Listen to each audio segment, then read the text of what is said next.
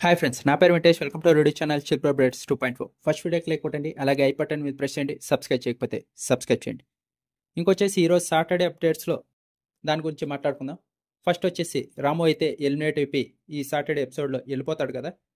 ఇంకా నాకు సార్ అయితే చాలా అడిగాడంట, ఎందుకు వెళ్ళిపోతున్నావు, నీకు ఓట్ వేసిన ఆడియన్స్ అందరూ ఏమవ్వాలి, వాళ్ళందరూ నీకు సపోర్ట్ చేశారు కదా ఇది అంటే, లేదు సార్ నేను వెళ్ళిపోవాలనుకుంటున్నా అని చెప్పి రాము అయితే సెల్ఫ్ ఎలిమినేషన్ చేసుకొని వచ్చేసాడు.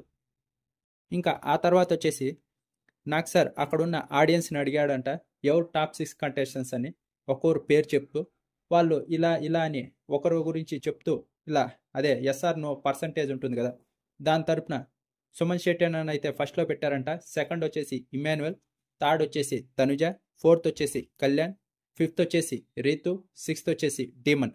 వీళ్ళే టాప్ 6 అని చెప్పారంట. ఇంకా నాకు సార్ వచ్చేసి ఆడియన్స్ మిమ్మల్ని టాప్ 6 కంటెస్టెంట్స్ అనుకుంటున్నారని చెప్పి వాళ్ళకైతే ఈ విషయం చెప్పి వాళ్ళకి ఒక్కొక్క పవర్ కూడా ఇచ్చారంట.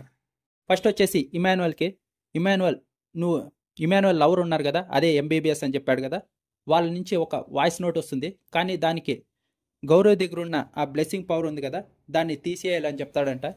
ఇంకా ఇమాన్యుయల్ అయితే ఆ పవర్ ఏంటి ఎలా ఏమీ తెలియదు కదా, నేనైతే తీయేస్తున్నా, నాకు ఆ వాయిస్ నోట్ కావాలి సార్ అంటాడంట. ఇంకా గౌరవ్ దగ్గర ఉన్న వాయిస్ నోట్ క్యాన్సిల్ అయిపోయింది. ఇమాన్యుయల్కి అయితే వాయిస్ నోట్ వస్తుంది. ఇంకా ఆ తర్వాత సెకండ్ ఇది హైలైట్. అదేంటంటే తనుజ సిస్టర్ మ్యారేజ్ ఉందంట, దానికి తన సిస్టర్ నుంచి ఒక వాయిస్ నోట్ వస్తుంది. దానికి కళ్యాణ్ వచ్చేసి ఫినాలే వరకు నామినేషన్లో ఉండాలంట. ఇది బంపర్ ఆఫర్. ఇంకా తనుజ అలా నేను చేయలేను సార్ అంటుందంట. ఇంకా సరే ఒక 2 వారాలైనా నామినేషన్లో ఉండని అని చెప్తారంట. తనుజ దాన్ని కూడా ఒప్పుకోదు. ఇంకా వాయిస్ నోట్ అయితే తనుజాకి క్యాన్సిల్ అయిపోతుంది. ఇంకా థర్డ్ వచ్చేసి సుమనన్కి ఇచ్చిన పవర్ ఏంటంటే క్యాప్టెన్సీ కంటెండర్, వచ్చే వారం డైరెక్ట్గా క్యాప్టెన్సీ కంటెండర్ అవుతావు.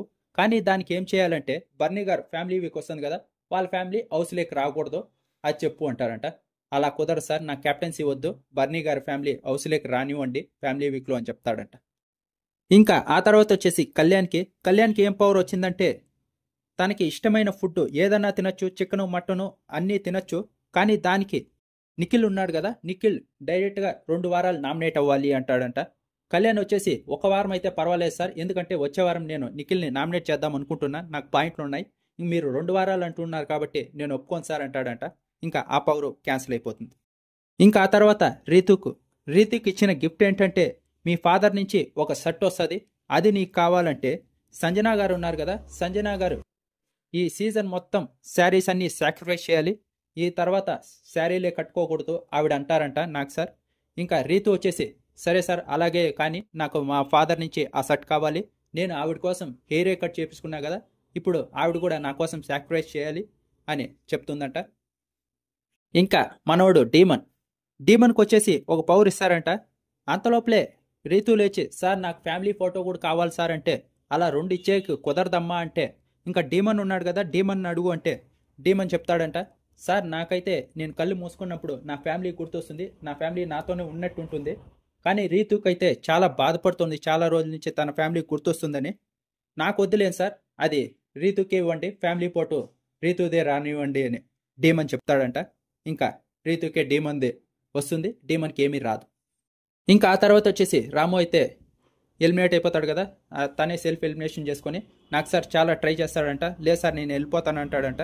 ఇంకా వెళ్ళిపోయాడు, ఏవి కూడా వేయలేదంట, ఎందుకంటే రాము ఎలిమినేట్ కాడు కదా ఈ వారం, దానికి రెడీ చేసి పెట్టుకోలేదంట, అంతే.